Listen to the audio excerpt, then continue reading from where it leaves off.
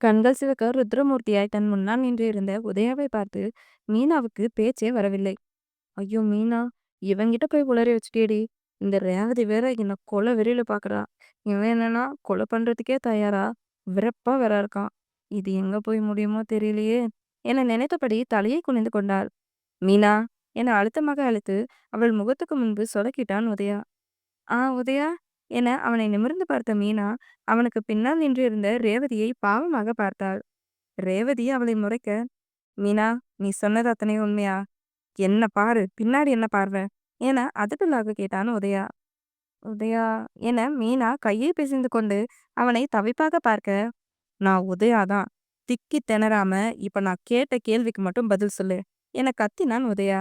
மீனா விழுக்கென்று விழுந்து அனிச்சையாக பின்னால் தள்ளி நின்று கொள்ள, அதில் அவள் மேல் இருந்த கோவத்தை தூக்கி போட்ட ரேவதி உதயாவின் முன்பு வந்து நின்று, உதயா, இப்போ உனக்கு என்ன தெரியணும்? எதுக்காக இப்படி வந்து நின்னு கத்திக்கிட்டு இருக்க? நான் உங்ககிட்ட என்ன சொன்னேன்? குற்றவாளி எல்லாரையும் கண்டுபிடிச்சுட்டு இன்ஃபார்ம் பண்றேன்னு தானே சொன்னேன். இப்போதைக்கு 3 பேர தான் கண்டுபிடிச்சிருக்கோம். இன்னும் ஒருத்தன கண்டுபிடிக்கணும். அதுவரைக்கும் உன்னால பொறுமையா இருக்க முடியாதா? என கோவமாக கேட்டாள் ரேவதி. என்ன ரேவதி, நீ லூசு மாதிரி பேசிட்டு இருக்க? அந்த ஒருத்தன வேணும்னா நீ கண்டுபிடி. நான் அவங்க 3 பேரையும் கொன்னுட்டு வரேன்.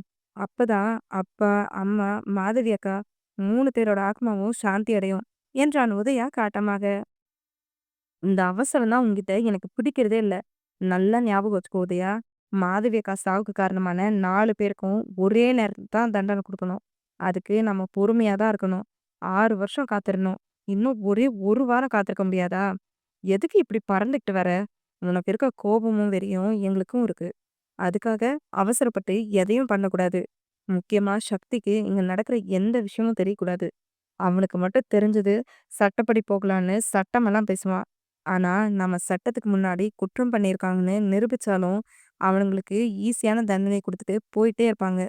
அங்க அவங்களுக்கு பணபலம், ஆள்பலம் அதிகம். அதனால அவனோட சாவு ரொம்ப ரொம்ப கொடூரமானதா உலகமே பார்த்து பயந்து போற அளவுக்கு இருக்கணும். அதுக்கு முக்கியமா நம்ம இந்த வார கடைசி வரைக்கும் பொறுமையா இருக்கணும். இப்படி அவசரப்பட்டா எதையுமே பண்ண முடியாது. தயவு செஞ்சு உன் கோவத்த இங்க காட்டிட்டு இருக்காத. நீ வித்யாவ கண்டுபிடிக்கிற வேலைய மட்டும் பாரு. மத்ததெல்லாம் நானும் மீனாவும் பார்த்துக்கிறோம் என்றாள் ரேவதி. அதுக்குன்னு இன்னும் 1 வாரம் பொறுமையா இருன்னு சொல்றியா ரேவதி? மாதவி அக்காவ எந்த நிலைமையில நம்ம பார்த்தோன்னு கொஞ்சம் யோசிச்சு பாரு. அவ்ளோ பெரிய பாவத்த பண்ணிட்டு சந்தோஷமா சுத்திட்டு இருக்கானுங்க. ஆனா நாம அவனுங்கள கண்டுபிடிச்சும் ஒண்ணுமே பண்ண முடியாத சொம்பைங்களா இருக்கோம் என கோவமாக கூறினான் உதயா. இங்க பாரு உதயா, எல்லாத்துக்கும் டைம்னு ஒண்ணு இருக்கு. அவனுங்க பண்ணுன தப்புக்கு கண்டிப்பா அவனுங்க நெனச்சு கூட பார்க்காத தண்டனைய அனுபவிப்பாங்க. நம்ம கையால. அதுவும் அவனுங்க சாகும்போது சித்திரவதையா இருக்கணும். ஏன்டா அப்படி ஒரு தப்ப பண்ணோம்னு அவனுங்க துடிக்கணும். அத நம்ம பார்த்து ரசிக்கணும். அதுக்காக வெயிட் பண்றதுல தப்பே கிடையாது என்றாள் ரேவதி. என்னவோ பண்ணுங்க. ஆனா ஒண்ணே ஒண்ணு மட்டும் நல்லா ஞாபகம் வச்சுக்கோங்க. இந்த வார கடைசிக்குள்ள நீங்க எதுவும் பண்ணலனா, அடுத்த வாரம் அவனுங்க சாவு என் கையில தான். அதே மாதிரி தனியா எங்கேயும் போகாதீங்க. உங்ககிட்ட ஒரு ஃபோனுக்கு 2 ஃபோன் இருக்கட்டும். எங்க போனாலும் எனக்கும் மாமாக்கும் லைவ் லொகேஷன் அனுப்பி விட்டுட்டு போங்க.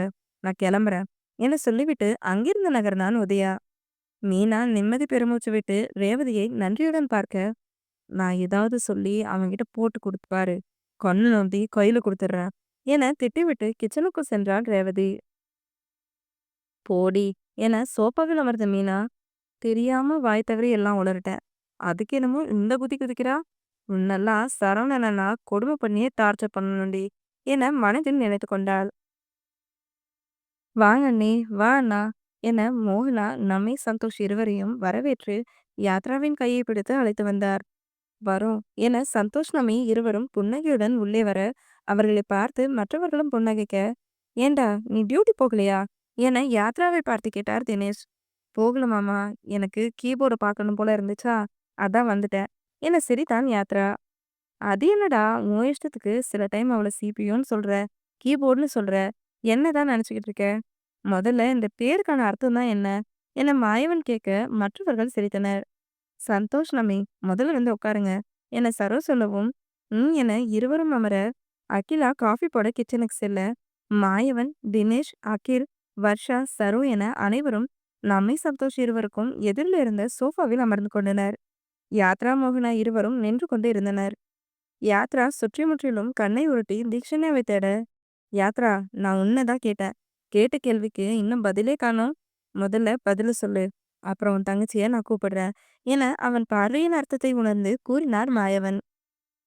மாமா, அது ஒன்றும் அவ்வளோ பெரிய விஷயம்லாம் இல்ல. அவ எப்ப பாரு ஏதாவது சேட்டை பண்ணிட்டே லொட லொடன்னு வாய் பேசிட்டே இருப்பா. கம்ப்யூட்டர்ல இருக்க கீபோர்டு அப்படிதானே இருக்கும். அதனால தான் நான் அவள கீபோர்டுன்னு சொல்லுவேன்.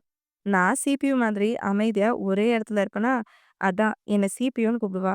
சில டைம்ல மாறி மாறி கூட கூப்பிட்டுப்போம். அது அப்போ இருக்கிற மைண்ட் செட்ட பொறுத்தது என்றான் யாத்ரா. அதை கேட்ட அனைவரும் சிரிக்க, என்னடா இவ்ளோ மொக்கையான ஒரு கதைய சொல்ற? என வர்ஷா கிண்டலாக சொல்லவும், இது மொக்க கதை இல்ல. தினமும் பெங்களூர்ல நடக்கிற கதை தான். நீங்க வேணும்னா பெரியம்மா கிட்ட கேட்டு பாருங்க. வீட்ல நானும் பெரியம்மாவும் மட்டும்தான் கீபோர்டால பாதிக்கப்படுற பாவப்பட்ட ஜீவன்கள் என்றான் பாவமாக. ஏன்டா எல்லாத்துலயும் என்னவே இழுக்கிற? உன்னை கொன்றுவேன். கொஞ்ச நேரம் வாய மூடிட்டு அமைதியா இரு. வந்த வேலையை பார்த்துட்டு இருட்டு கட்டுறதுக்குள்ள வீட்டுக்கு அழைச்சிட்டு போகணும் என்று நம்பி அனைவரையும் பார்த்து, தீக்ஷன் என்ன பண்றா? ஆளையே காணோம் என கேட்டார். அவ தூங்கிட்டு இருக்கா நம்பி என தினேஷ் சொல்லவும், தூங்குறாளா? இன்னைக்கு இன்டர்வியூ போகணும்னு சொன்னா என சந்தோஷ் நெற்றியை நீவியபடி மோகனாவை பார்த்தார். போயிட்டு வந்துட்டானா? அவளுக்கு அந்த கம்பெனி பிடிக்கலையா? நானும் பெருசா எதுவும் கேட்டுக்கல என்றார் மோகனா. ஓ! சரி. சாய்ரா எங்க? அவளையும் காணோம் என சந்தோஷ் கேட்க, அவளும் இப்பதான் நான் ரெஸ்ட் எடுக்க போனா என்றார் மோகனா. சரி 2 பேரையும் எழுப்பி விடுங்க அண்ணி. நாங்க 4 பேரையும் மறு வீட்டுக்கு அழைச்சிட்டு போறோம் என்றார் நமி. 4 பேரையுமா? என வர்ஷா கேட்க, ஆமா அண்ணி 4 பேரையும் தான். காயத்ரி, வசந்த் அண்ணா எப்படியும் கோவமா தான் இருப்பாங்க. அதனால அவங்கள இப்போதைக்கு மறு வீட்டுக்கு அழைக்க மாட்டாங்க. அதான் நாங்களே அழைச்சிட்டு போறோம் என்றார் நமி. அதை கேட்டு அனைவரின் மனமும் குளிர்ந்து போக, நமி, ரொம்ப நன்றிம்மா. நாங்களே சாய்ரா சாகிய மறு வீட்டுக்கு அனுப்பி வைக்க முடியாதோன்னு நினைச்சு ஃபீல் பண்ணிட்டு இருந்தோம். இப்ப நீ சொன்னதை கேட்டதுக்கு அப்புறம் தான் நிம்மதியா இருக்கு என்றார் மாயவன். என்னன்னா நன்றின்னு பெரிய வார்த்தைலாம் சொல்லிட்டு, அப்படியே நீங்க நன்றி சொல்றதா இருந்தாலும் வந்தனாவுக்கு தான் சொல்லணும் என்றார் நமி. வந்தனாவா? என வர்ஷா கேட்கவும், ஆமா அண்ணி, வந்தனா தான். அவ தான் கால் பண்ணி பேசினா என வந்தனா பேசியதை அனைத்தும் கூறினார் நமி. இந்த வந்தனா என்ன பட்டாலும் திருந்தவே மாட்டா என சொல்லியபடி ஹாலுக்கு வந்த யாழி சந்தோஷ் அருகில் அமர்ந்து, என்ன எல்லாரும் அப்படி பாக்குறீங்க? நான் சொன்னது புரியலையா? புரியுற மாதிரியே சொல்றேன். சாய்ரா ஒவ்வொரு முறையும் வந்தனாவை குத்தி காட்டி பேசி கடுப்பேத்தி பார்த்து சிரிப்பா. ஆனா வந்தனா அதுக்காக ஃபீல் பண்ணாலும் அதை வெளியே காட்டிக்காம மனசுக்குள்ளேயே புதைச்சிட்டு வச்சுக்கிட்டு இருக்கா. சாய்ரா அவ்ளோ பண்ணியும் அதெல்லாம் நினைச்சு அவளை ஒதுக்காம அத்தைக்கு ஃபோன் பண்ணி பேசியிருக்கா. இதே இடத்துல வந்தனா இருந்திருந்தா இப்படியெல்லாம் சாய்ரா பண்ணியிருப்பாளா என கோவமாக கேட்டாள் யாழி. யாழி சொல்வதில் இருக்கும் நியாயம் அனைவருக்கும் புரிந்தது. யாழி, என்ன இருந்தாலும் சாய்ரா உன்னோட அண்ணி. அதனால இப்படிலாம் பேசாத. அவ முன்னாடி எப்படி வேணாலும் இருந்துட்டு இருக்கட்டும். ஆனா இனிமேல் சரியா இருப்பா. அவளை தாழ்த்தி பேசுறது உன் அண்ணனை அசிங்கப்படுத்துறதுக்கு சமம் என்றார் தினேஷ். சாரிப்பா. இனிமேல் நான் சாய்ரா அண்ணிய பத்தி எதுவும் பேசல. ஆனா நான் சொன்ன அத்தனையும் உண்மைதான் என சொல்லிவிட்டு அவர்களின் பதிலை கூட எதிர்பார்க்காமல் கிச்சனுக்குள் புகுந்து கொண்டாள் யாழி. யாழி கோவமாக பேசிவிட்டு கிச்சனுக்குள் புகுந்து கொள்ள பெருமூச்சு விட்ட தினேஷ் மனைவியை பார்த்து, பாப்பா, தீக்ஷியையும் சாய்ராவையும் எழுப்பிவிட்டு ரெடியாக சொல்லிட்டு வா என்றார். ம், சரி மாமா என வர்ஷாவை அழைத்து கொண்டு அங்கிருந்து மோகனா நகர அகிலாவுடன் அனைவருக்கும் காஃபியை கொண்டு வந்து கொடுத்தாள் யாழி. என்ன யாழி, உன் அம்மா திட்டினாளா என மாயவன் கேட்டபடி அகிலாவை முறைத்தார். நான் ஒன்றும் உங்க பொண்ணு திட்டல மாமா. என்ன பார்க்காதீங்க. ம் என முகத்தை வெட்டியபடி கூறினார் அகிலா. அதை பார்த்து அனைவரும் சின்னதாக சிரிக்க, பெரியம்மா கீபோர்டு எப்போ வருவா என நமியின் காதை கடுத்தான் யாத்ரா. டேய் என நமி அவனை முறைக்க, என்ன நம்பி சொல்றான் அவன் என தினேஷ் அவர்களை கவனித்து காஃபி குடித்தபடி கேட்க, தீக்ஷிய பார்க்கணுமா அண்ணா? அதுக்காக தான் ஆட்டோ கட்டிட்டு வந்தான். அதான் அவ எப்போ வருவான்னு கேட்டுட்டே இருக்கான் என்றார் நமி. தங்கச்சி மேல அவ்ளோ பாசமா யாத்ரா? எப்ப பாரு அவளும் நீயும் சண்டை தானே போட்டுட்டீங்க என் அக்கியும் கிண்டலாக கேட்கவும், சண்டை தான் மாமா போடுவா. ஆனாலும் அவ இல்லாம வீட்ல இருக்கவே ஒரு மாதிரி இருக்கு. தினமும் ஏதோ ஒரு தில்லுமுள்ளு வேலை பண்ணி என் மேல பழிய தூக்கி போட்டு எஸ்கேப் ஆயிடுவா. அத நான் இந்த 2 நாளா எப்படி மிஸ் பண்ணேன் தெரியுமா? பேசாம நான் கீபோர்ட என் கூடவே வச்சுக்கலாம் என யாத்ரா கேட்கவும், எங்களுக்கெல்லாம் ஒன்றும் பிரச்சனை இல்லை. உன்னோட சக்தி மாமன் வருவான். அவன்கிட்ட சொல்லிட்டு தாராளமா நீ கூட்டிட்டு போய் யாத்ரா என சரோஜ் சிரிப்பை அடக்கியபடி கூறினார். சக்தி மாமா கிட்டயா? என யாத்ரா திரு திருவென முழிக்க, ஆமாடா சக்தி கிட்ட தான் என்றார் சரோ. ஐயோ சாமி, என்னாலலாம் முடியாதுப்பா. இந்த கீபோர்டு இங்கேயே இருக்கட்டும் என அந்தர்பல்டி அடித்தான் யாத்ரா. அதை கேட்டு அனைவரும் சத்தமாக சிரிக்க, அவன் தலையில் செல்லமாக அடித்தாள் யாழி. ஏன் அக்கா என யாத்ரா அவளை பாவமாக கேட்க, அச்சோ என் அழகு தம்பி என அவன் கன்னத்தை பிடித்து கொஞ்ச நாள் யாழை. அவர்களை சின்ன சிரிப்புடன் பெரியவர்கள் பார்த்து நமியின் புறம் திரும்பிய சரோ, நமி, உன் மருமகனுங்க 2 பேருக்கும் ஃபோன் பண்ணி சொல்லிட்டியா என கேட்க, சாகிக்கு கால் பண்ணி சொன்னம்மா. சக்தி காலை பிக் பண்ணல. அதனால அவன்கிட்ட சொல்லல. எப்படியும் நாங்க வர்றது அவனுக்கு தெரியும். சரியான நேரத்துக்கு வந்துடுவான்னு நானும் திருப்பி கால் பண்ணல என்றார் நமி. அதுவும் சரிதான் நமி என சரோ சொல்லவும் சாகித்யா உள்ளே நுழைந்தாள். அத்தை, மாமா என ஓடி வந்து அவர்கள் அருகில் அமர்ந்தவன் இருவரின் கையையும் பிடித்துக்கொண்டு கலங்கிய கண்களுடன் அவர்களை பார்த்து சாரி என்றான் குற்ற உணர்வாக. டேய், நடந்ததுல எங்களுக்கு எந்த கோவமும் கிடையாது. தீக்ஷியோட வாழ்க்கை கேள்விக்குறியாகி பவிக்கு கொடுத்த சத்தியத்தை காப்பாற்ற முடியாம போயிடுமோன்னு நினைச்சுதான் எனக்கு கவலையே. மத்தபடி உன் மேல எந்த கோவமும் கிடையாது. உனக்கு பிடிச்ச பொண்ணு நீ கல்யாணம் பண்ணிக்கிட்ட. விடு. நடந்ததை பத்தி பேசி என்ன ஆக போகுது? இனிமேல் இப்படி சின்ன பையனாட்டம் அழுகாத என்றார் சந்தோஷ் கண்டிப்புடன். ம் என சின்னதாக சிரித்த சாகித்யா, அத்தை என நமியை பாவமாக பார்க்க மற்றவர்களும் நமியையே பார்த்தனர். சாகித்யாவின் தலையை களைத்து விட்ட நமி, சாகி, உண்மையா நான் ஒன்று சொல்றேன். உன்னை எனக்கு பிடிக்கும் தான். ஆனா தீக்ஷியை உனக்கு கட்டி கொடுக்க எனக்கு துளி கூட விருப்பமே கிடையாது. நான் வளர்த்தின பையன் சக்தி. அவனோட குணம் எனக்கு தெரியும். அவன் தீக்ஷியை கட்டிக்கிட்டா 2 பேரோட வாழ்க்கையும் நல்லா இருக்கும்னு நினைச்சேன். அது மட்டும் இல்லாம உனக்கும் தீக்ஷிக்கும் 12 வயசு டிஃப்ரெண்ட். நான் இதை பத்தி உன் மாமா கிட்ட பலமுறை சொல்லியும் சத்தியம் சக்கரை பொங்கல்னு கதை சொன்னாரு. மோகனா அண்ணியும் உறுதியா இருந்தாங்க.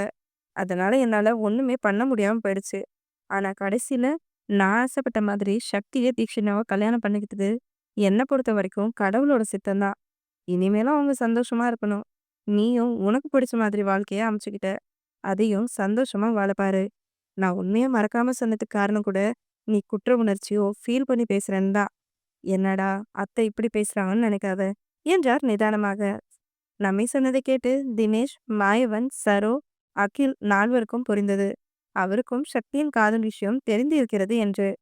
அத்தை, நான் தப்பாலாம் நினைக்கல. நிஜமா நீங்க நினைச்ச மாதிரியே தான் நானும் நினைச்சேன். நான் குட்டி பாப்பாவை என் மனைவியோட இடத்துல என்னைக்குமே வச்சு பார்த்ததே கிடையாது. டாடி அடிக்கடி சொல்வாரு, குட்டி பாப்பா அப்படியே உன் மம்மி மாதிரின்னு. அதனால எனக்கு அவளை ரொம்ப பிடிக்கும். அவளை அப்போ இருந்து இப்போ வரைக்கும் நான் என்னோட பொண்ணு மாதிரி தான் நினைக்கிறேன். நானே பலமுறை சக்தி, தீக்ஷன்யாவ ஒண்ணா பார்க்கும்போது, சக்திக்கு குட்டி பாப்பா சரியான ஜோடியா இருப்பான்னு நெனச்சிருக்கேன். ஆனா, இங்க நடந்தது எல்லாமே நான் நெனச்சு கூட பார்க்காதது. எப்படியோ கடைசில நல்ல முறையில எல்லாம் நடந்ததுல சந்தோஷம் தான். நீங்க வருத்தப்பட்டு என் மேல கோவமா இருப்பீங்களோன்னு நெனச்சுக்கிட்டே இருந்தேன் அத்த. இன்னைக்கு நீங்க மனசு விட்டு பேசினது கேட்டதுக்கு அப்புறம் தான், ஒரு மாதிரி பெட்டரா ஃபீல் பண்றேன் என்றாள் சாகி. அதைக் கேட்டு நம்மை புன்னகைக்க, சந்தோஷுக்கு தன் மனைவி சொன்னதை முன்னமே கேட்டிருக்கலாமோ என்று தோன்றியது.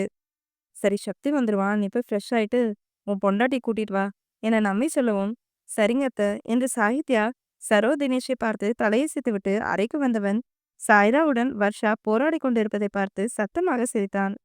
அவன் சிரிப்பு சத்தம் கேட்டு இருவரும் அவனை பார்த்து முறைத்து, டேய் உனக்கு என்ன சிரிப்பு? உன் பொண்டாட்டி என்னை போட்டு படுத்துறா. புடவை கட்ட தெரியலன்னு சொன்னா. சரி நான் கட்டி விடுறேன்னு சொல்லி வர சொன்னாலும் நீங்க என்ன தொடாம கட்டி விடணும்னு படுத்துறாடா. என்ன பண்ணுவீங்களோ தெரியாது. இன்னும் 1/2 மணி நேரத்துல ரெடியாகி கீழே வரணும். இல்லனா 2 பேரும் இங்கேயே இருக்க வேண்டியதுதான் என மிரட்டி விட்டு சென்றார் வர்ஷா. மாமா என சாய்ரா அவனை பாவமாக பார்க்க கதவை தாளிட்டு அவள் அருகில் வந்த சாகித்யா, உனக்கு என்னடி பிரச்சனை? பெரியம்மா தான் கட்டி விடுன்னு சொல்லும்போது ஏன் அடம் பண்ற என கேட்டான். அவங்க கட்டி விடுறதுல எனக்கு பிரச்சனை இல்லை மாமா. அத்தை எடுத்த உடனே டப்புன்னு இடுப்புல புடவைய சொருகுனாங்களா, அதான் ஒரு மாதிரி ஆக்வர்டா இருந்தது என்றாள் சாய்ரா தேவி. கல்யாணம் பண்ற அன்னைக்கு நானும் அப்படிதானே உனக்கு புடவை கட்டி விட்டேன் என கேட்டபடி சாகித்யா கட்டிலில் இருந்த புடவையை எடுக்க, அது நீ வேற அவங்க வேற மாமா என சாய்ரா சொல்லவும், ஓ அப்படி என சின்னதாக சிரித்த சாகித்யா, சரி இப்பவும் நானே கட்டி விடுறேன் என்று அவள் நெஞ்சை மறைத்து இருந்த துண்டை எடுத்து கீழே போட்டவன் அவளுக்கு புடவையை கட்டிவிட ஆரம்பித்தான். அவனின் கை அபாயகரமான இடத்தையெல்லாம் தீண்டி தீண்டி வரும்போது துடித்து போனாள் சைராதேவி. சாகித்யாவுக்குமே திட்டவட்டமாக தான் இருந்தது.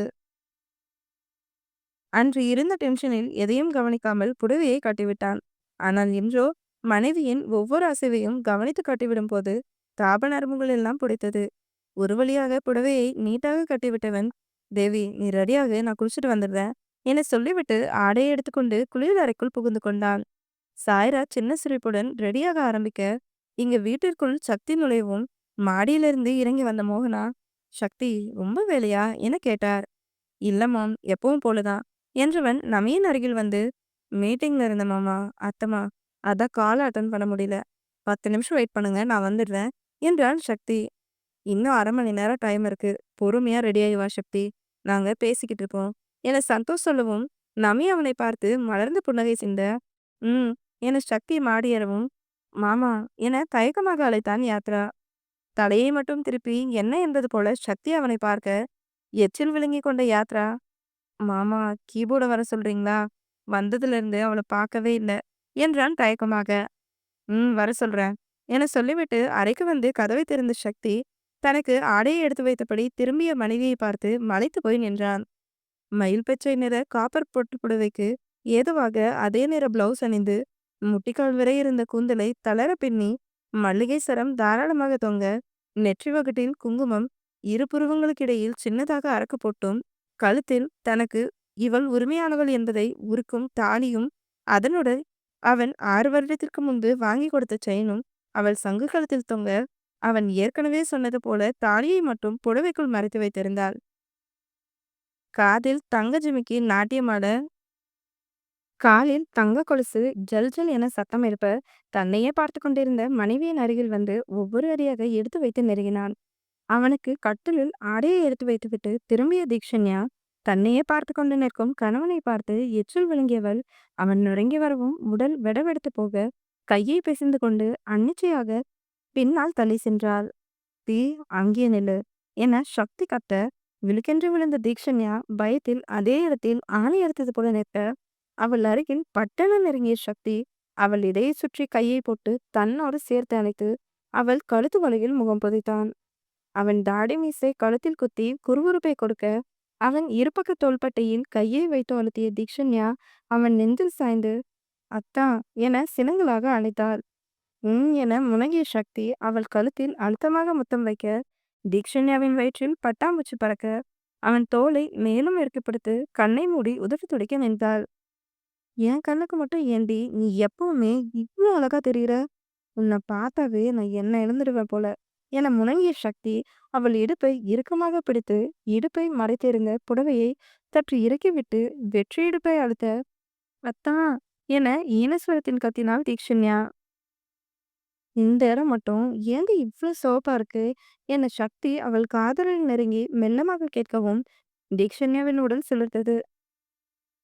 அவன் காலில் ஏறி நின்று தோள்பட்டையிலிருந்து கையை எடுத்து அவன் சட்டையை பிடித்து கசக்கி அத்தான் என முனகினாள். அவளை தன்னோடு சேர்த்து இறுக்கமாக அணைத்த சக்தி, இப்படியே இருக்கலாமா என கேட்டான். என தீக்ஷன் அவன் வேர்வை வாசத்தில் மயங்கி அவன் நெஞ்சிலேயே சாய்ந்து முனகலாக கூறவும், அவளை மேலும் இறுக்கி அணைத்தான் சக்தி. இருவரும் வெகுநேரம் அப்படியே நிற்க, அந்த மோன நிலையை கலைக்கும் வகையில் அறையின் கதவு தட்டப்பட்டது. அதில் இருவரும் பட்டென பிரிந்து நிற்க, சிவந்த முகத்தை மறைக்க தீக்ஷண்யா தலையை குனிந்து கொள்ள, அவளின் சிவந்த முகத்தை ஆந்தை கண்ணால் பார்த்த சக்தியின் மனம் ஆனந்தத்தில் லயித்தது. அவள் அருகில் நெருங்கி அவள் நெற்றியில் விழுந்த முடியை காதோரம் ஒதுக்கிவிட்டு அவள் கன்னத்தில் அழுத்தமாய் முத்தமிட்டவன், நான் போய் குளிச்சுட்டு வரேன் என சொல்லிவிட்டு அவள் எடுத்து வைத்த ஆடையை எடுத்துக்கொண்டு குளியல் அறைக்குள் புகுந்து கொண்டான். அவனையே வியப்பாக பார்த்து கொண்டிருந்த தீக்ஷண்யாவுக்கு அவன் கன்னத்தில் கொடுத்த முத்தம் உச்சந்தலையிலிருந்து உள்ளங்கால் வரை பரவசத்தை கொடுத்து வயிற்றில் பட்டாம்பூச்சி ஓட்டம் எடுக்க, அத்தா என முகத்தை மூடி சிரித்தாள் தீக்ஷண்யா. மீண்டும் கதவு தட்ட அந்த சத்தத்தில் தன்னை சமன்படுத்தி கொண்டு கண்ணாடியில் தன்னை பார்த்து கலைந்த ஆடையையும் முடியையும் சரி செய்து கொண்டவள் பெருமூச்சு விட்டு வந்து கதவை திறக்க, எதிரில் வர்ஷா நின்றிருந்தார். தீக்ஷி என புன்னகைத்த வர்ஷா, அப்படியே தங்க சிலை மாதிரி அழகா இருக்க என அவளை நெட்டி முறித்தார். அத்தை என தீக்ஷண்யா சிரிக்கவும், ம் இப்போ இன்னும் அழகா இருக்க. என் பையன் உன்னை இந்த நிலைமையில பார்த்து மயங்கியிருப்பானே என வர்ஷா கிண்டல் செய்யவும், போங்க அத்த" என சிணுங்கினாள் தீக்ஷண்யா. "பாருடா வெக்கத்த" என வர்ஷா மேலும் கிண்டல் செய்ய, "அத்த" என தீக்ஷண்யா அவரை பாவமாக பார்க்கவும், "சரி சரி கிண்டல் பண்ணல. சக்தி ரெடி ஆயிட்டானா? சாஹி, சாய்ரா ஹால்ல வெயிட் பண்றாங்க. இன்னும் நீங்க வரல. அதான் பார்க்க வந்தேன். உன் அண்ணன் வேற உன்னை பார்க்கணும்னு ஹால்லயே தவமா இருக்கான்" என்றார் வர்ஷா. "அவரு குளிச்சிட்டு இருக்காரு அத்த. இந்த சிபியு நான் எப்ப வருவேன்னு வெயிட் பண்ணட்டும். எத்தனை முறை என்ன திட்டியிருப்பான். 2 நாளா தங்கச்சி என்ன பண்றான்னு ஒரு கால் கூட பண்ணி கேட்கல. இப்ப என்னன்னா என்ன பார்க்கணும்னு சீன் போடுறானா?" என தீக்ஷண்யா கேட்கவும், "தீக்ஷி, அவன் உன்னோட அண்ணன். அவன அவன் இவன்லாம் பேசக்கூடாது" என கண்டிப்புடன் கூறினார் வர்ஷா. "சாரி அத்த, இனிமேல் அப்படி கூப்பிடல" என முகத்தை பாவமாக வைத்துக்கொண்டு கூறினாள் தீக்ஷண்யா. "ம், சரி. சக்தி ரெடி ஆயிட்டா 2 பேரும் வாங்க" என சொல்லிவிட்டு வர்ஷா செல்லவும், கதவை சாத்திவிட்டு உள்ளே வந்து பெட்டில் அமர்ந்தாள் தீக்ஷண்யா. சக்தி குளித்துவிட்டு ஆடை மாற்றி வரவும், அவனை வாயில் பிளந்து கொண்டு பார்த்தாள் தீக்ஷண்யா. அவள் அணிந்திருந்த சாரிக்கு மேட்சாக தான் அவனுக்கும் ஆடை எடுத்து வைத்தாள். மயில் பச்சை கலர் முழுக்கை சட்டை, வெள்ளை நிற பேண்ட் என ஃபார்மல் உடையில் டக்கின் செய்து வலது கையில் தங்க காப்பும், கழுத்தில் இருந்த வெள்ளி செயினும் அவனை பேரழகனாக காட்டியது. அவனை ஆழமாக ரசித்த விழிகள் அவன் அணிந்திருந்த சட்டையின் முதல் 2 பட்டனை கழட்டிவிட்டு இருப்பதில் அவனின் நெஞ்சு முடி தெரிவதை பார்த்து கடுப்பானவள், "அத்தா" என அழைத்தபடி அவன் எதிரில் வந்து நின்றாள். பெல்ட்டை கட்டிக்கொண்டிருந்த சக்தி, "என்னடி" என சாதாரணமாக கேட்டபடி பெல்ட்டை மாட்டினான். "என்ன பாரு அத்தா" என தீக்ஷண்யா சொல்லவும், அவளை நிமிர்ந்து பார்த்த சக்தி, "என்ன, எதுக்கு இப்படி முகத்தை வச்சுட்டு இருக்க" என கேட்கவும், "ம், எதுக்குன்னு தெரிஞ்சு என்ன பண்ண போறீங்க? ஆளையும் மூஞ்சியும் பாரு. என்ன பாரு, நான் ரொம்ப அழகுன்னு எல்லார்கிட்டயும் காட்டணுமா" என கோவமாக கேட்டாள் தீக்ஷண்யா. "என்னடி இப்போ உனக்கு பிரச்சனை? தலையும் புரியாம வானும் புரியாம பேசுற" என கடுப்பாக கேட்டான் சக்தி. "எதுக்கு சட்டை பட்டனை கழட்டி விட்டுருக்கீங்க?" "நான் எப்பவும் இப்படி தானடி வியர் பண்ணுவேன். இது என்ன புதுசா கேட்குற" என அவள் தோளை பிடித்து சைடில் நிற்க வைத்துவிட்டு கண்ணாடியில் முகத்தை பார்த்தபடி சீப்பை எடுத்து தலையை ஒதுக்கினான் சக்தி. "அத்தா, எனக்கு அது பிடிக்கல. இப்போ பட்டனை போடுவீங்களா மாட்டீங்களா" என தீக்ஷண்யா கேட்கவும், "நீ போட்டு விடு, இல்லைன்னா நான் போட மாட்டேன்" என சக்தி சொன்னதும் அவன் முன்னால் வந்து நின்று அவன் காலின் மீது ஏறி நின்ற தீக்ஷண்யா, "அத்தா, என்ன பிடி, இல்லைன்னா நான் விழுந்துருவேன்" என சொல்லவும், "கரும்பு தின்ன கூலியா" என்பது போல உதட்டுக்குள் சிரித்த சக்தி அவள் இடுப்பை இறுக்கமாக பிடித்துக்கொள்ள, அவன் சட்டை பட்டனை போட்டுவிட்ட தீக்ஷண்யா, "காலர் பட்டன் வேணும்னா போடாம விட்டுக்கோங்க. மத்தபடி மீதி எல்லா பட்டனையும் போட்டு தான் இருக்கணும். ஓகேவா" என கண்ணை உருட்டி கூறினாள். வேற ஏதாவது சொல்லணுமா?" என சக்தி அவள் இடுப்பை பிடித்து அழுத்தமாக இருக்க, "அத்தான் வலிக்குது" என சினுங்கியபடி அவனை முறைத்து பார்த்தவள், "உன்கிட்ட மென்மையே இருக்காதாங்க? எப்ப பாரு காட்டு மிராண்டி மாதிரியே பிடிக்கிறீங்க. விடுங்க" என வலியில் முகத்தை சுளித்து கோவமாக கூறினாள். "என்ன பார்த்தா காட்டு மிராண்டி மாதிரியா இருக்கு" என சக்தி அடக்கப்பட்ட கோவத்துடன் கேட்க, "ஆமா, நீங்க காட்டு மிராண்டி தான். இங்க பாருங்க, எப்படி செவந்து போயிருக்கு உங்களோட கையச்சு தெரியுதுன்னு" என புடவையை நகர்த்தி விட்டு இடுப்பை காட்டவும், சக்திக்கு மூச்சு முட்டியது. "ஐயோ! இவ என்ன இப்படி கொல்றா" என தலையை உலுக்கிக் கொண்டு அவளை முறைத்து பார்த்தவன், "நீ என்ன லூசாடி? புரிஞ்சு பண்றியா? இல்ல புரியாம பண்றியா? நான் உன்னோட புருஷன்தான். அதுக்காக வெட்கமே இல்லாம என்கிட்ட இடுப்ப காட்டுற? இதையே சாக்கா வச்சு நான் உன்கிட்ட தப்பா நடந்துட்டா என்ன பண்ணுவ?" என சக்தி கேட்கவும், "நீ எல்லாம் அதுக்கு சரிப்பட்டு வரமாட்டாத்தா. நீ என்கிட்ட தப்பா நடந்துக்கணும்னு நினைச்சிருந்தா, கல்யாணம் ஆன நாளே என் விருப்பமே இல்லாம என்ன எடுத்திருப்ப. அப்ப கூட விடு. நேத்து நான் உன்கிட்ட நல்லா தானே பேசினேன். ஒரு பொண்டாட்டியா என்னோட கடமைய சரியா தானே நான் பண்ணிட்டு இருந்தேன். அப்ப கூட நீ என்ன நெருங்கி ஹக் பண்ணியே தவிர, என்கிட்ட அத்துமீறி நடக்கல. எனக்கு உன்ன பத்தி முழுசா தெரியலனாலும், கொஞ்சமா தெரியும் அத்தா. நீ எதுக்கோ ஒரு காரணத்துக்காக தான் என்ன தள்ளி வச்சிருக்க. அது என்ன காரணம்னு நான் கேட்க மாட்டேன். உனக்கே சொல்லணும்னு விருப்பம் இருந்தா சொல்லு. ஏன்னா, நான் உன்ன எல்லா இடத்துலயும் எப்பவும் ஹர்ட் மட்டும் தான் பண்ணிட்டு இருந்திருக்கேன். ஆனா நீ என்ன எல்லா இடத்துலயும் புரொடெக்ட் பண்ணியிருக்க தான். அத நீ கோவத்துல, கடுப்புல பண்ணியிருந்தா கூட, என் மேல சின்னதா அக்கறை இருக்கும். இப்ப வரைக்கும் அந்த அக்கறைய நீ காட்டிட்டு தான் இருக்க. அதெல்லாம் நினைச்சு பார்த்து தான், உன் கூட நான் வாழணும்னே முடிவு பண்ணுனேன். சத்தியமா சொல்றேன் அத்தா. அப்பா என்கிட்ட சாகி மாமாவ கல்யாணம் பண்ணிக்கோன்னு சொல்லும்போது, நான் சரின்னு சொல்லியிருந்தாலும், என்னால மாமாவ கண்டிப்பா புருஷனா யோசிக்க கூட முடியல. ஆனா உன்ன கல்யாணம் பண்ணிக்கோன்னு எல்லாரும் வந்து கேட்டப்போ, உன் மேல இருக்க கோவத்த தவிர, உன்ன வேண்டான்னு சொல்ல என்கிட்ட காரணமே இல்ல. அதுக்காக உன்ன நான் லவ் பண்ணவும் கிடையாது. ஆனா இனிமேல் உன்னை லவ் பண்ண மாட்டேன்னு சொல்லல என்றாள் தீக்ஷண்யா. அவளை பிரமிப்பாக பார்த்தான் சக்தி. தான் சொல்லாமலேயே தன் மனதில் இருப்பதை தெரிந்து கொண்டு நடந்து கொள்ளும் மனைவியை நினைத்து பூரித்து போனான் அவன். அவள் சொல்வது உண்மையே. சக்தி அவளிடம் தள்ளி இருக்க முக்கிய காரணமே அவளுக்கு தன்மேல் காதல் வர வேண்டும், அவள் மேல்தான் வைத்திருந்த காதலை சொல்ல வேண்டும் என்பதற்காக தானே. என்னத்தா அப்படி பாக்குறீங்க என தீக்ஷனா கேட்கவும், சும்மாதான். ஆனா நீ சொன்னது உண்மைதான் தி. நான் ஒரு சில காரணத்துக்காக தான் உங்ககிட்ட இருந்து தள்ளி இருக்கேன். அந்த காரணத்தை சீக்கிரமே உங்ககிட்ட சொல்றேன். நானா சொல்ற வரைக்கும் நீ என்கிட்ட கேட்காம இருந்தாவே சந்தோஷம்தான் என்றான் சக்தி.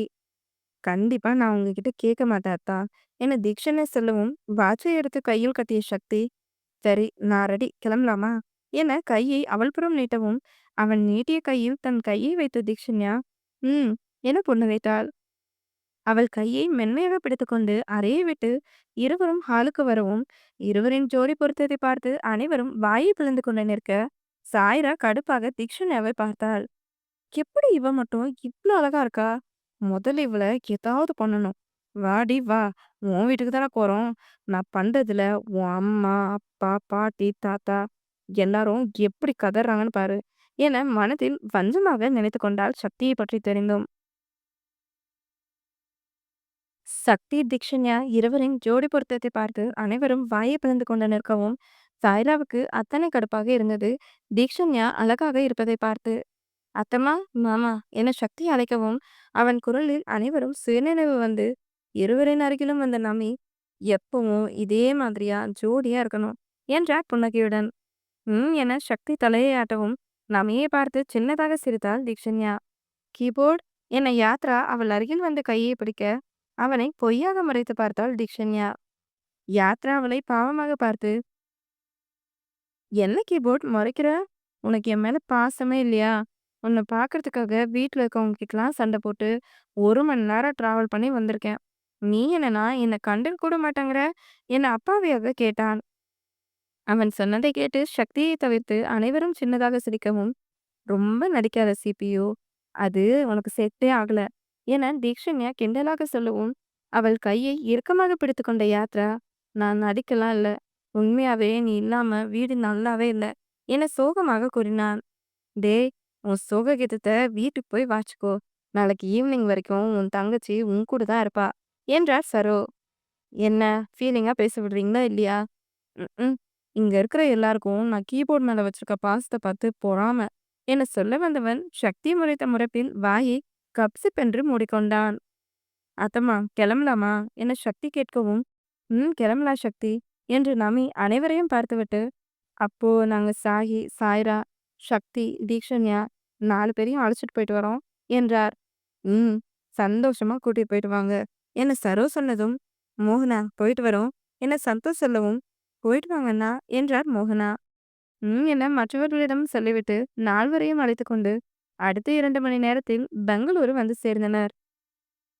4வரையும் வெளியவே நிற்க வைத்துவிட்டு வீட்டிற்குள் வந்து ஆழம் கரைத்து எடுத்து வந்த நமி, 4 பேரும் ஒன்னா நில்லுங்க என சொல்லவும், சாய்ரா சாகித்யாவை ஒட்டியும் தீக்ஷண்யா சக்தியை ஒட்டியும் நிற்க, 4வருக்கும் ஆரத்தி எடுத்து திலகம் வைத்து விட்ட நமி, உள்ள போங்க, நான் ஆரத்தி தண்ணிய கொட்டிட்டு வரேன் என சொல்லிவிட்டு செல்ல, வாங்க என சந்தோஷ் புன்னகையுடன் அழைக்கவும், என 4வரும் வீட்டிற்குள் வந்தனர்.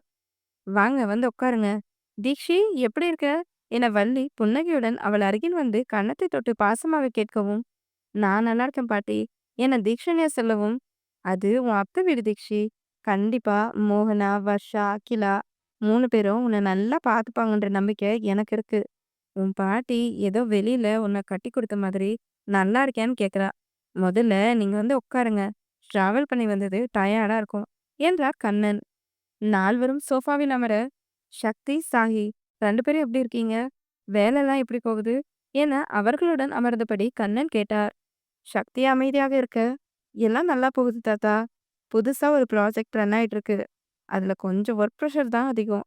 ஆனா அந்த ப்ராஜெக்டை சக்சஸ்ஃபுல்லா கம்ப்ளீட் பண்ணி கொடுத்தா நம்ம கம்பெனிக்கு வெளியில இப்போ இருக்கிறத விட அதிகமா மதிப்பும் மரியாதையும் கிடைக்கும் என்றான் சாகித்யா. நல்லது சாகி. அதுக்காக எல்லா வேலையும் உன் மேலேயே தூக்கி வச்சுக்காத. மேன் பவரை இன்க்ரீஸ் பண்ணிட்டு மேற்பார்வை பார்க்குற மாதிரி பார்த்துக்கோ. இல்லனா உன்னால நிம்மதியா தூங்க கூட முடியாது என்றார் கண்ணன். அப்படிதான் தாத்தா பண்ணிட்டு இருக்கேன் என சாய சொல்லவும், என்றவர். சக்தி என அவனை பார்க்க, அவன் அவர் பக்கம் கூட திரும்பவில்லை. அத்தா என தீக்ஷண்யா அவன் கையை பிடிக்க, அவளை பார்த்த சக்தி, என்னடி என்றான் எரிச்சலாக. தாத்தா கூப்பிடுறதா என்னன்னு கேட்க மாட்டீங்களா? அப்படி என்ன கோவம் உங்களுக்கு? என தீக்ஷண்யா கேட்கவும், வாய மூடிட்டு அமைதியா இருந்துக்கோ. நான் நல்ல மூட்ல இருக்கேன். ஏதாவது பேசி என்கிட்ட வாங்கி கட்டிக்காத. என அழுத்தமாக, அதே சமயம் அவளுக்கு மட்டும் கேட்கும் குரலில் கூறினான் சக்தி. அதை கேட்டு தீக்ஷண்யாவின் முகம் வாடிப் போகவும், அவள் முகத்தை பார்த்தே சக்தி ஏதோ ஏடாகூடமாக சொல்லியிருக்கிறான் என்பதை புரிந்து கொண்ட கண்ணன், வள்ளி, யாத்ரா, சந்தோஷ் நால்வரும் கவலையாக அவளை பார்க்க, அவர்களின் பார்வையை கவனித்த தீக்ஷண்யா முகத்தை நார்மலாக வைத்துக்கொண்டு, பாட்டி, என்ன நீ பாட்டு உட்காந்துருக்க? உன் பேத்தி 2 நாள் கழிச்சு வீட்டுக்கு வந்திருக்கேன். காஃபி வேணுமா? ஜூஸ் வேணுமான்னு கேட்டு கவனிக்க மாட்டியா? என அவரை செல்லமாக முறைத்துக்கொண்டே கேட்டாள். ம். இதெல்லாம் நல்ல விவரமா பேசு. என்ன திட்டிய வள்ளி, உன் அம்மா வந்து விதவிதமா ஜூஸ் போட்டு குடுப்பா. நானே வயசான காலத்துல மூட்டு வலியோட உட்காந்துருக்கேன். இதுல இவளுக்கு ஜூஸ் போட்டு கொண்டு வரணுமா? போடி! என்ற வள்ளி சாய்ராவிடம், சாய்ரா, நானும் வந்ததுலேருந்து பார்க்குறேன். என்ன அமைதியாவே இருக்க? இது ஒண்ணும் உனக்கு புது இடம் இல்லையே! பழகுன வீடு தானே! ஏன் ஒரு மாதிரி நெளிஞ்சுட்டு உட்காந்துட்டு இருக்க? என கேட்டார். ஆ என அவரை பார்த்த சாய்ரா, அப்படியெல்லாம் ஒண்ணும் இல்ல பாட்டி. நான் எப்பவும் போல தான் இருக்கேன். என சின்ன சிரிப்புடன் கூறினாள். சரி, உன் அத்தை வருவா. உனக்கு என்ன வேணுமோ கூச்சப்படாம கேளு. இன்னைக்கு நைட்டு உனக்கும் தீக்ஷண்யாவுக்கும் பிடிச்சது தான் சமைக்க போறதா சொல்லிட்டு இருந்தா. என வள்ளி சொல்லவும், பாட்டி, அதெல்லாம் இருக்கட்டும். சித்தி சித்தப்பா எங்க போயிட்டாங்க? என தீக்ஷண்யா கேட்கவும், அவளை எரிச்சலாக பார்த்தாள் சாய்ரா. அப்பாவோட அம்மா ஆஃபீஸ் போயிருக்காங்க கீபோர்ட். நம்ம பெங்களூர் ரீச் ஆன உடனே நான் அப்பாவுக்கு கால் பண்ணி சொல்லிட்டேன். வீட்டுக்கு வந்துட்டே இருப்பாங்க என்றான் யாத்ரா. எப்ப இருந்து சித்தி ஆஃபீஸ் போக ஆரம்பிச்சாங்க? என தீக்ஷண்யா கேட்கவும் சக்திக்கு கடுப்பாக இருந்தது. தனியா வந்தாவளாவது ஏதாவது பேசுவா. இல்ல எங்கேயாவது கூட்டிட்டு போலான்னு நினைச்சா, லீவ எடுத்து மறு வீட்டுக்கு வந்திருந்தா, இங்க குடும்பத்து கூட உட்காந்து கழுத்து இருக்கிற மாதிரி பேசிக்கிட்டு இருக்கா என நினைத்து எரிச்சலானான் சக்தி. இன்னைக்கு தான் தீக்ஷி முதல்ல ஆஃபீஸ் போயிருக்கா என கண்ணன் சொல்லவும், நமி உள்ளே வந்தவர் ஆரத்தி தட்டை ஒரு ஓரமாக வைத்துவிட்டு சக்தியின் முகத்தை பார்த்தே அவன் மனதை அறிந்து, சக்தி, சாஹி, டிராவல் பண்ணி வந்தது அலைச்சலா இருக்கும். கொஞ்ச நேரம் ரெஸ்ட் எடுக்கிறீங்களா என கேட்கவும், ம் என முதல் ஆளாக எழுந்து நின்றாள் சக்தி. அவன் எழுந்து நிற்கவும் சாகியும் எழுந்தான். நைட்டு சடங்குக்கு நேரம் குறிச்சிருக்கோம். அதனால இப்போதைக்கு 2 பேரும் புவி ரூமையும், என்னோட ரூமையும் யூஸ் பண்ணிக்கோங்க. நான் உங்க பொண்டாட்டிங்க கிட்ட குடிக்க ஏதாவது குடுத்து விடுறேன். என நம்மி சொல்லவும், சரி என சக்தி, சாகி இருவரும் அங்கிருந்து நகர்ந்தனர். சாய்ரா முதலிரவு சடங்கை நினைத்து குஷியாக இருக்க, தீக்ஷண்யாவுக்கு இரவு எதுவும் நடக்காது என தெரிந்தாலும், சடங்கை நினைத்து பயமாக இருந்தது. அத்தை, மாமா, நீங்க ரெஸ்ட் எடுங்க. புவியும், அஸ்வினும் இன்னும் கொஞ்ச நேரத்துல வந்துருவாங்க. அஸ்வின் கிட்ட நான் காலையிலே சொல்லியிருந்தேன். அவங்க வரும்போதே பூ, பழம்லாம் வாங்கிட்டு வந்துடுவாங்க. யாத்ரா, அத்தா, அஸ்வின் 3 பேரும் சேர்ந்து சாகி, சக்திக்கு ஒதுக்கப்பட்ட ரூமை டெக்கரேட் பண்ணட்டும். நானும் புவியும் சமைக்கிறோம் என்றார் நமி. சரிம்மா என கண்ணன், வள்ளி இருவரும் அங்கிருந்து நகர, கிச்சனுக்கு சென்று மாதுளை ஜூஸ் போட்டு வந்து சாய்ரா, தீக்ஷண்யா இருவரிடமும் கொடுத்த நமி, போய் அவங்க புருஷனுக்கு கொடுத்துட்டு நீங்களும் குடிங்க என்றார். என இருவரும் அங்கிருந்து மாடிப்படி ஏறினர். சாய்ராவுக்கு இந்த வீடு பரிச்சயமான ஒன்றுதான். அதனால் அவள் அஸ்வின் அறையை நோக்கி செல்ல, நமியின் அறைக்கு தீக்ஷண்யா வரவும், அவள் எப்போது வருவாள் என காத்திருந்த சக்தி, அவள் உள்ளே வந்ததும் கதவை பட்டென சாத்திவிட்டு, அவள் கையில் வைத்திருந்த ட்ரேவை வாங்கி டீப்பாயில் வைத்தவன் அவளை கட்டிலில் தள்ளி அவள் மேல் படர்ந்தான். ஆ, அத்தா, என்ன பண்றீங்க என தீக்ஷண்யா திக்கி திணறி அழைத்து அவனை பயந்து பார்வை பார்க்க, அவளை முறைத்து பார்த்த சக்தி, நீ கீழே என்னடி பண்ணிட்டு இருந்த? உனக்காக தானே என் வேலையை விட்டுட்டு இங்க வந்தேன். நீ என்னன்னா என்ன கண்டுக்காம வீட்ல இல்லாதவங்கள பத்தியெல்லாம் கேட்டுட்டு இருக்க? சரி, இங்க வந்திருக்கோமே, ஜெகதம்ப பாட்டி கடைக்கு கூட்டிட்டு போலான்னு நினைச்சிட்டு இருந்தேன். நீ என்னன்னா என்ன கண்டுக்க கூட மாட்டேங்கிற? என்னடி கொழுப்பா என கோவமாக கேட்டான் சக்தி. அத்தா, நான் எப்பவும் போல தான் பேசிட்டு இருந்தேன். நீங்க முதல்ல கீழே இறங்கி படுங்க. வலிக்குது. ஆ, கீழே இறங்குங்க அத்தா என அவன் வெயிட்டை தாங்கிக் கொள்ள முடியாமல் திணறியபடி கூறினாள் தீக்ஷண்யா. அவளின் பக்கவாட்டில் சரிந்து படுத்த சக்தி, இப்பவே இப்படி பயந்து நடுங்குற? இன்னைக்கு நைட்டு நமக்கு ஃபர்ஸ்ட் நைட் ஏற்பாடு பண்ணலான்னு அத்தம்மா சொல்லிட்டு இருந்தாங்க. அதுவும் உன்னோட ரூம்ல தான் நம்மள இருக்க விடுவாங்க. "உன் ரூம் என்ன லட்சணத்துல இருக்கும்னு உனக்கே தெரியும் தானே?" என சக்தி நக்கலாக கேட்கவும், தீக்ஷண்யாவுக்கு திக்கென்று இருந்தது.